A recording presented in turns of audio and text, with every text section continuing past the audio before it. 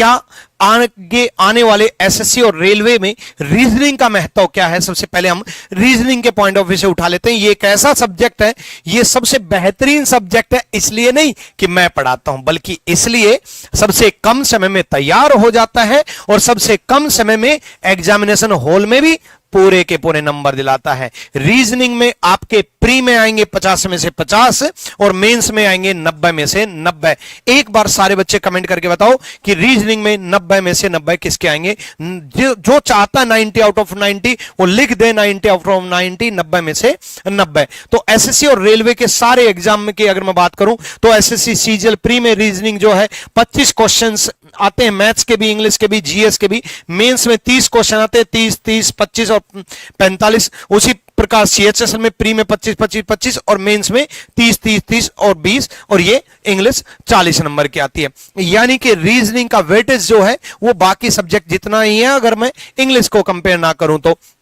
उसके अलावा बाकी एसएससी सीपीओ में भी रीजनिंग जो है 50 नंबर की, एसएससी स्टेनो 50 नंबर की, एसएससी एमटीएस 20 नंबर की, दिल्ली पुलिस में 25 नंबर की। यानी कि रीजनिंग बड़ा महत्वपूर्ण सब्जेक्ट हो जाता है बाकी एग्जाम को भी देखते हुए। चाहे आप दिल्ली पुलिस की तैयारी कर रहे हो, चाहे आप स्टेनो की तैयारी कर रहे हो। स्टेनो में मैथ्स नहीं आता, दिल्ली पुलिस में मैथ्स कम आता है। यानी कि रीजनिंग एक ऐसा सब्जेक्ट है, भले ही किसी एग्जाम में मैथ्स ना आए, इंग्लिश ना आए, बट रीजनिंग जरूर आएगी। यूपी पुलिस और यूपीएसआई में इंग्लिश नहीं आती लेकिन रीजनिंग आती है। इसी प्रकार दिल्ली पुलिस में मैथ्स कम आता है, स्टेनो में मैथ्स नहीं आता लेकिन रीजनिंग आती है। यानी कि यही एक सब्जेक्ट है जो आपके हर एग्जाम में देखने को मिलेगा। चाहे आप रेलवे की बात कर लो, जैसे रेलवे के किसी भी एग्जाम में इंग्लिश नहीं आती लेकिन रीजनिंग बराबर वेटेज लेकर के चल रही है। यानी कि सबसे ये तो पता चल गया कि हां भाई इस सब्जेक्ट में मेरे को बड़ा महत्वपूर्ण ध्यान देने की जरूरत है। तो 2024 में एक बार जल्दी से देख लेते हैं वेटेज कितना रहा है। तो 2024 से ही तो आगे की प्लानिंग करेंगे, 26 और 27 की। 25 अभी हुआ नहीं है तो 26 27 की प्लानिंग 2024 से ही देखेंगे। तो बच्चे ये एक बार स्क्रीनशॉट ले लो जल्दी से, ये आप एक बार स्क्रीनशॉट ले लो, जल्दी से स्क्रीनशॉट ले लो, क्योंकि ये आपको काम आएगा एनालिसिस करने में कि कौन सा चैप्टर ज्यादा ध्यान देने की जरूरत है। जैसे analogy, odd one out, coding decoding देख रहे हो, एनालॉजी देख रहे हो, कितने इंपॉर्टेंट ये टॉपिक हो जाते हैं। एक चीज इसमें मैं और समझाने की कोशिश करूंगा, ये देखो सिटिंग में 0 नंबर 0 नंबर और 0 नंबर और 12 नंबर 9 नंबर। इसका मतलब ये नहीं है कि सीटिंग अरेंजमेंट आप छोड़ दो। बच्चे मैं आपको बता दूं कि सीजीएल मेंस में डाटा सफिशिएंसी से क्वेश्चन आए थे लेकिन वो सारे के सारे सीटिंग अरेंजमेंट से रिलेटेड थे। कौन सा चैप्टर पूछा था? Data sufficiency. और क्वेश्चन कहां से पूछे? सिटिंग अरेंजमेंट से। इसका मतलब ये नहीं होता कि 0 नंबर अगर आपके आते हैं, जैसे कैलेंडर नहीं आया तो कैलेंडर आप छोड़ दो। कैलेंडर अगर सीजीएल में नहीं आया तो सीएचएसएल में आया, अगली बार ऐसा हो सकता है सीएचएसएल में ना आए, सीजीएल में आए। तो पहली बात तो ये कि आपको कोई भी टॉपिक छोड़ना नहीं है। वेटेज ज्यादा जिसका है उस पर ज्यादा ध्यान देना है, लेकिन कम है उसको छोड़ना नहीं है। हम भी आज syllabus, batch, books, strategy, tips सारी बात करने वाले हैं। तो अगर मैं बात करूं सिलेबस की तो बच्चे पहली चीज हम लोग reasoning special, math special, GS special, English special पढ़ाते हैं। उन संस्थानों से सावधान रहें जो एक ही बैच के अंदर आपको जैसे ऐसे रेल में लॉन्च करते हैं। For example CGL special batch, CHSL special batch. क्या करते हैं वो? एग्जाम ओरिएंटेड बैच लॉन्च करते हैं और बच्चे भी भाग चलते हैं एग्जाम ओरिएंटेड। कोई भी एग्जाम क्लियर नहीं हो पाएगा। आप सब्जेक्ट स्पेशल पढ़ो, यानी कि आप परफेक्ट बनो हर सब्जेक्ट में। तो आप रीजनिंग स्पेशल पढ़ने वाले हो। कौन से एग्जाम का आपका टारगेट है बताओ? एसएससी, बिल्कुल एसएससी का रीजनिंग स्पेशल में रहेगा। रेलवे, बिल्कुल रेलवे की रीजनिंग रहेगी। Banking, SBI PO, IBPS PO, चाहे SBI clerk, IBPS clerk, UPSI, UP constable, Bihar SSC, हर एक एग्जाम की रीजनिंग कवर होगी। पहली चीज तो ये बात क्लियर है कि हर एक एग्जाम की रीजनिंग क्लियर होगी। तो ये रीजनिंग में वो टॉपिक है जिनमें आपके पूरे के पूरे मार्क्स मिलेंगे। Alphabet, calendar, counting figure, dice, ranking, Venn diagram, direction, age, clock, cube and cuboid.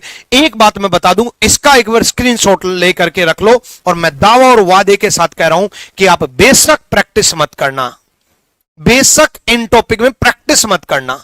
हालांकि मैं आपको प्रैक्टिस सीट प्रोवाइड कराऊंगा, मैं आपको मॉक टेस्ट प्रोवाइड कराऊंगा, लेकिन बेशक मत करना, मॉक टेस्ट मत करना चाहे, प्रैक्टिस सीट मत करना चाहे। बस एक काम कर लेना, इन टॉपिक के जो मैं पहली लिस्ट बताने जा रहा हूं, इन टॉपिक की सिर्फ क्लास अटेंड कर लेना। इन टॉपिक में हर सवाल क्लास में से आएगा, हर एक सवाल क्लास में से आएगा, क्लास से बाहर नहीं आएगा। ये पहला दावा और वादा है कि इन टॉपिक में क्लास से बाहर नहीं आएगा, सिर्फ और सिर्फ क्लास में जितना पढ़ाया है उन्हीं को करके जाना है। अब ये तो वो हो गए जिनमें आप पूरे मार्क्स ले सकते हैं, याद रखोगे। इनमें सिर्फ क्या करना है, क्लास अटेंड। अब मैं उन टॉपिक की बात कर लेता हूं जिनमें आपको ज्यादा प्रैक्टिस करनी है। इन टॉपिक में क्या करना है, क्लास अटेंड करनी है, और जो मैं प्रैक्टिस सीट अपलोड करूं वो प्रैक्टिस सीट को सोल्व करनी है। पहली लिस्ट किसकी बताई, क्लास अटेंड करने की, बस कुछ मत करना चाहिए। दूसरी लिस्ट किसकी बताई, क्लास अटेंड, और जो मैं प्रैक्टिस सीट प्रोवाइड कराऊं उसकी प्रैक्टिस सीट सोल्व करनी है, बस प्रैक्टिस सीट सोल्व करनी है। तीसरी लिस्ट है एडवांस रीजनिंग और एनालिटिकल रीजनिंग। ये थोड़ी टिपिकल रीजनिंग बच जाती है, data sufficiency, coordination, equality, decision making, puzzle, input output, ये अच्छे लेवल के पूछे जाते हैं, यानी कि अच्छे लेवल के पूछे जाते हैं। तो इनमें भी मैं प्रैक्टिस ज्यादा कराऊंगा, नंबर ऑफ क्वेश्चंस ज्यादा कराऊंगा, क्लास में सवाल ज्यादा कराऊंगा। आप जहां उम्मीद कर रहे हो कि 3 क्लास में टॉपिक खत्म हो जाना चाहिए, वहां 5 क्लास लूंगा। मैं इन टॉपिक की बात कर रहा हूं, इन टॉपिक में मैं क्लास में ही प्रैक्टिस ज्यादा कराऊंगा, प्लस प्रैक्टिस सीट में भी क्वेश्चंस ज्यादा दूंगा, ताकि आपकी भर भर के प्रैक्टिस हो सके। साथ में मैं इन टॉपिक के जो मॉक टेस्ट प्रोवाइड कराऊं वो भी अटेंड करना है। मतलब पहली लिस्ट सिर्फ क्लास अटेंड करनी है, दूसरी लिस्ट क्लास और प्रैक्टिस सीट करनी है, तीसरी लिस्ट क्लास, प्रैक्टिस सीट और मॉक टेस्ट। ये तीनों चीज मैं आपको प्रोवाइड कराऊंगा। कहां प्रोवाइड कराऊंगा, कैसे प्रोवाइड कराऊंगा, तो वो सब हम जान लेते हैं। तो ये एक स्पेशल रीजनिंग स्पेशल बैच में मैं प्रोवाइड करने वाला हूं, और ये एसएससी के लिए, रेलवे के लिए, स्टेट एग्जाम के लिए, अदर एग्जाम के लिए, सारे एग्जाम के लिए रीजनिंग कवर की जाएगी। चाहे आप सीसेट की तैयारी कर रहे हो या बैंकिंग की तैयारी कर रहे हो, चाहे आप सीजीएल की तैयारी कर रहे हो या रेलवे की तैयारी कर रहे हो, चाहे DSSB की तैयारी कर रहे हो या यूपी पुलिस या बिहार पुलिस या एमपी पुलिस की तैयारी कर रहे हो।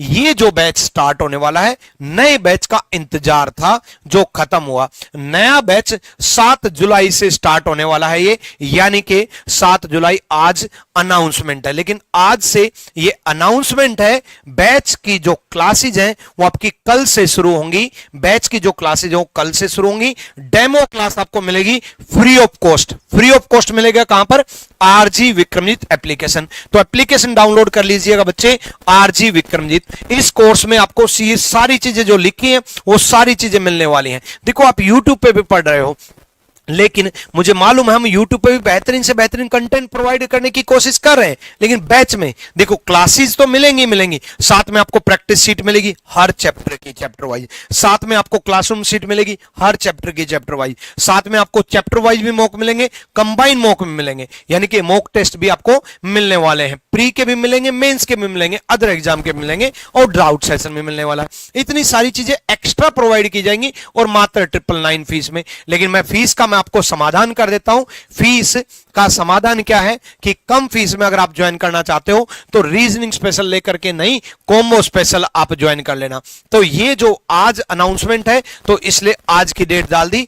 जो डेमो है वो फ्री ऑफ कॉस्ट है, हर बच्चा वो डेमो जरूर अटेंड करे। इस बैच में आपको क्या क्या मिलेगा वो मैं आपको पहले ही बता चुका हूं। Live class, doubt session, classroom sheet, mock test, error free practice sheet, ये पांचों की पांचों चीजें आपको मिलने वाली है। इसी वजह से बच्चा बैच से तैयार होने के बाद 100% ये बोलता है कि मेरे पूरे के पूरे मार्क्स आने वाले हैं।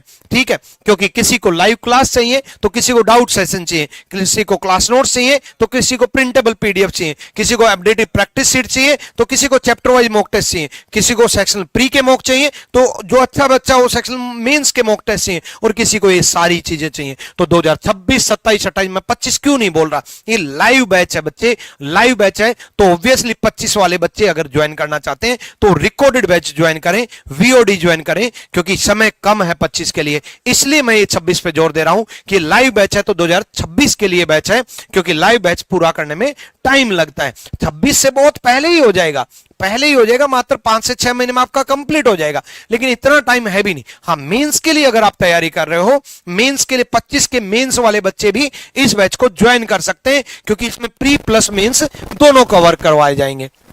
ठीक है, और ये पूरा सिलेबस कवर किया जाएगा इसमें, प्री और मेंस में पहले ही बता चुका। साथ में लेटेस्ट एग्जाम के पैटर्न के बेस पर आपको कोर्स डिजाइन किया गया है, एग्जाम ओरिएंटेड अप्रोच के साथ सॉल्यूशन। मैं हमेशा बताता हूं एप्लीकेशन पर बेसिक से तो आपको सिखाया ही जाएगा, कंसेप्चुअल तरीके से डिटेल में बताया ही जाएगा, लेकिन इसके साथ साथ एक बात पे मैं स्पेशल ध्यान देता हूं कि बिना पेन उठाए चलो सोल्व करते हैं, ऐसे बिना पेन उठाए सोल्व करते हैं। अभी डाटा सफिशिएंसी पढ़ा रहा था पिछले बैच में, तो उसमें भी मैंने यही तरीका बताया बच्चों को कि बिना पेन उठाए कैसे सोल्व करते हैं। सोल्व सब करेंगे, लेकिन मैं आपको कौन सा अप्रोच बताऊंगा, एग्जाम ओरिएंटेड, और ये बैच में ही डिस्कस किया जाता है, क्योंकि बैच में इस तरीके से बच्चे को तैयार किया जाता है कि हाँ यार, अब बच्चा मेरे पास है, मेरे ऊपर विश्वास किया है, बच्चे ने पैसे दिए हैं, तो इस बात की मैं स्पेशल कदर रखूं,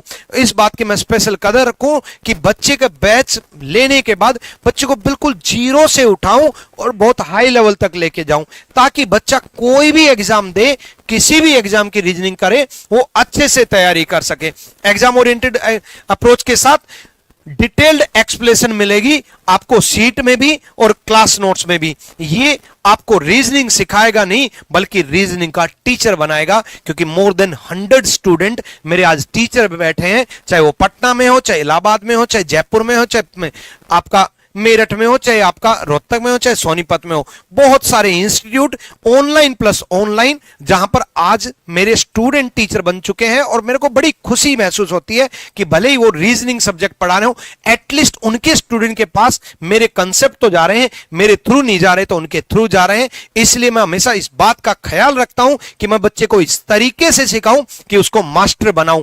आपको मेरे अंदर जितनी नॉलेज है वो कंप्लीट डालने की कोशिश करता हूं, और मैं हर बैच में ये बात बोलता हूं कि ये पढ़ने के बाद आप रीजनिंग में 50 में से 50 और मेंस में 90 में से 90 और बाकी एग्जाम में पूरे के पूरे मार्क्स तो लेके आओगे ही, बल्कि आप इस तरीके से डिजाइन किए जाओगे कि आप किसी को भी सिखा सकते हो, किसी को भी पढ़ा सकते हो और किसी को भी बना सकते हो। क्योंकि इसी तरीके का ध्यान रखते हुए बहुत सारे टीचर्स जो हैं अलग अलग ऑर्गेनाइजेशन के, जो मेरे बैच को इसीलिए ज्वाइन करते हैं कि विक्रम जी सर का डिफरेंट कंसेप्ट सीख लेते हैं, ताकि हम अपने बच्चों को बता सके। और मैं इस बात का ख्याल रखता हूं, मुझे बड़ी खुशी महसूस होती है कि इस तरीके से मैं रीजनिंग आपको सिखाऊंगा, कि आपको मास्टर बनाऊंगा। अब रीजनिंग में जो सोर्स ऑफ क्वेश्चंस मेरे रहेंगे वो एसएससी भी रखेंगे, रेलवे भी रखेंगे, बैंकिंग भी रखेंगे, स्टेट गवर्नमेंट के भी क्वेश्चंस रखे जाएंगे, ताकि इन्हीं बातों पर स्पेशल ध्यान दिया जाए कि आपका हर एक एग्जाम को कवर किया जाए, ताकि कोई भी एग्जाम अगर आप दो तो आप पूरा का पूरा कर पाओ। मैं स्पेशल ध्यान 3 चीजों पे, पूरे मार्क्स लेने के लिए 3 ही चीजों पे फोकस रहना चाहिए। एक, रीजनिंग गुरु कंसेप्ट जो मैं आपको सिखाऊंगा। देखो, मैं आपको ट्रिक्स तो बताऊंगा, लेकिन वो ट्रिक्स ये बताऊंगा कि ये किस कंसेप्ट से जनरेट हुई, ये कैसे जनरेट हुई। फॉर एग्जांपल, स्क्वायर काउंट करने का है तो 1 का स्क्वायर, 2 का स्क्वायर, 3 का स्क्वायर, 4 का स्क्वायर, 5 का स्क्वायर सब बताते हैं, लेकिन ये ट्रिक बनी कैसे और रैंडमली अगर आ जाए तो काउंट करेंगे कैसे, वो सब मैं आपको बताऊंगा कि ट्रिक्स बनी कैसे और कैसे बताऊं। कोई भी ट्रिक बनी है तो उसके पीछे एक लॉजिक है, उसके पीछे एक कंसेप्ट है, तो हर ट्रिक को खोल करके कि ये इस कंसेप्ट से निकल करके आई है, ताकि बच्चे का ओवरऑल माइंड डेवलप हो। रीजनिंग है क्या, एक्चुअल में आपका जो थिंकिंग लेवल है, जो थॉट प्रोसेस है, उसको डेवलप करना ही रीजनिंग, रीजन ढूंढना ही रीजनिंग होती है, और उसी को मैं डेवलप करने की कोशिश करूंगा। प्लस मैं आपको रीजनिंग गुरु कंसेप्ट तो सिखाऊंगा ही, पीवाईक्यू क्वेश्चंस और मॉक टेस्ट, ये तीनों चीजें मैं आपको कराऊंगा, ताकि आपके पूरे के पूरे मार्क्स हो सके। इसके साथ साथ अगर मैं बात करूं तो बच्चे, अगर आप स्ट्रेटेजी की बात कर लेते हैं कि स्ट्रेटेजी क्या रहेगी, तो रणनीति क्या रहनी चाहिए। तो रणनीति एक तो अपने आप को पहले पहचान लो, सबसे पहला काम अपने आप को पहचान लो कि आपके रीजनिंग में 20 से कम नंबर आते हैं या 20 से 35 आते हैं या 35 से 45 आते हैं। कौन से लेवल पे हो, लेवल 1, लेवल 2, लेवल 3? जल्दी से कमेंट करके बताओ आप कौन से लेवल पे हो, लेवल 1 पे हो, लेवल 2 पे हो, लेवल 3 पे हो, कौन से लेवल पे हो। तो अगर बच्चे, अगर आप लेवल 1 पे हो, 2 पे हो, 3 पे हो, मैं लेकर के इसी लेवल से चलूंगा कि आपके, मैं मान करके चलूंगा कि 20 से कम नंबर आ रहे हैं। लेकिन उस बच्चे का क्या जो 45 प्लस नंबर ले रहा है या 35 से 45 नंबर ले रहा है, उस बच्चे के लिए क्या होगा, शुरुआत हम यहीं से करेंगे लेकिन लेकर के हम यहां तक जाएंगे, ताकि मैं उस बैच में यह भी बताऊंगा कि अगर आपको इस टॉपिक में यह चीज आती है तो डायरेक्टली आप इस चीज पर जंप करके और वहां पर प्रैक्टिस शीट के इन क्वेश्चंस को आप सोल्व करो। हर बच्चे का इस वजह से ख्याल रखा जाएगा। आपको क्लास नोट्स भी मिलेंगे, ठीक है, क्लास नोट्स के साथ साथ, ठीक है, आपको क्लास नोट्स के साथ साथ मेरी शीट भी मिलेंगी जो कि आपको रिवीजन करने के बड़े मददगार साबित होंगी। उसके बाद प्रैक्टिस कब करनी है, कितनी करनी है, कितने क्वेश्चंस लगाने, ये सब मैं बैच के अंदर बताता रहूंगा कि अब इस चैप्टर में ये कंप्लीट हुआ, अब आप ये शीट सोल्व करो, फिर आप ये करो, ठीक है। उसके बाद मॉक टेस्ट कब देने हैं, ये मॉक टेस्ट के लिए बड़ा बच्चा पागल रहता है। बच्चे ने कदम रखा और अभी एसएससी की तैयारी शुरू की और आज से बोला मॉक टेस्ट। क्यों? क्योंकि उसने इंटरव्यू सुना उनका जो टॉप पर रहे हैं, जो टॉपर रहे उनका इंटरव्यू सुना और हर टॉपर जिक्र करता है मॉक टेस्ट का। वजह है उसके पीछे, क्योंकि जितने भी टॉपर होते हैं ना, वो लास्ट के 6 महीने सिर्फ मॉक टेस्ट ही दे रहे होते हैं, तो उसके दिमाग में सिर्फ और सिर्फ मॉक टेस्ट उसके दिमाग में। आदित्य सर आए तो वो कुछ एक्टिंग कर रहे थे कि मैं अपनी शादी में ऐसे नाचूंगा, पूछना आज उनसे, ठीक है। तो इस वजह से हंसी आ गई। तो मॉक टेस्ट क्यों जिक्र कर रहे होते हैं वो, इस वजह से क्योंकि 6 महीने तक वो मॉक टेस्ट ही दे रहे होते हैं। आप भी ऐसा ही करोगे जब आप टॉपर बनोगे, लेकिन अभी आपकी शुरुआत है बच्चे, अभी से मॉक टेस्ट मत लगाने लग जाना। हर बच्चे का लेवल अलग होता है। जैसे स्कूल में सेक्शन बढ़ते हैं, section A, section B, section D, C, section D, हमारे टाइम पे डी सेक्शन जो अलग स्टूडेंट होते थे, ए सेक्शन के अलग स्टूडेंट होते थे। उसी प्रकार आप अपने आप को जानो भाई, मॉक टेस्ट का टाइम आएगा तभी देना, वो मैं बैच में ही बताऊंगा कि कब देने हैं। अब आप रीजनिंग के मॉक टेस्ट लगाने लग जाओ और अब आप कंप्लीट मॉक टेस्ट लगाने लग जाओ। ये सारी चीजें आपको बैच के अंदर मिलने वाली हैं। ये 5 गुरु टिप्स जरूर मान लेना। एक तो लिमिट योर रिसोर्सेज। आज यूट्यूब हो, चाहे पेड बैच हो, चाहे बुक स्टोर हो, आज कंटेंट के मामले में समुद्र बन चुका है। और समुद्र बन चुका तो उसमें से यूनिक कंटेंट क्या पढ़ना है। तो पहला रूल, लिमिट योर रिसोर्सेज। कम पढ़ना है, बार बार पढ़ना है। क्या बोला मैंने? कम पढ़ना है, बार बार पढ़ना है। जितना पढ़ाया जाए उतना ही पढ़ना है। फालतू का ना पढ़ना, ना अलग अलग जगह जाकर के सोचना। दूसरा, इंप्रूव योर कैलकुलेशन स्पीड। अपनी कैलकुलेशन स्पीड इंप्रूव करना, आपके एनालॉजी में, आपके नंबर सीरीज में, आपकी नंबर ओड वन आउट में, और आपके नंबर वाले जितने भी सवाल हैं मैथमेटिकल ऑपरेशन में, इतनी बड़ी बड़ी इक्वेशन आने लगी तो कैलकुलेशन स्पीड प्लस अर्थमेटिक में, एडवांस मैथ में, हर जगह आपकी स्पीड, जो कैलकुलेशन स्पीड है, वो काम आएगी। आप daily mock test with analysis देना। कब? जब मैं बैच में बोल दूं तब, अभी नहीं। जब मैं बैच में ये बोल दूं कि हां अब आपको मॉक टेस्ट लगाने शुरू कर देने चाहिए। ऐसे नहीं कि आज से मॉक टेस्ट लगाने लग जाओ। टारगेट 2029 का है, ठीक है। उसके बाद solve at least last 3 year PYQ question conducted by SSC. Previous year questions जो एसएससी ने लिए हैं, अगर आपका टारगेट एसएससी है तो साथ में ये सारे लास्ट 3 ईयर के पीवाईक्यू मैं आपको प्रोवाइड कराऊंगा। Multiple time revision and trust on teacher, यानी कि आप मेरे से पढ़ रहे हो तो मेरे पे विश्वास रखो कि आपके 50 में से 50 आएंगे क्योंकि आए हैं, आपके 90 में से 90 आएंगे क्योंकि आए हैं। और 1, 2, 3 स्टूडेंट, 100, 200, 300 स्टूडेंट नहीं, हजारों स्टूडेंट के आए हैं, तो आपके क्यों नहीं आएंगे? तो इन चीजों का स्पेशल ध्यान रखना।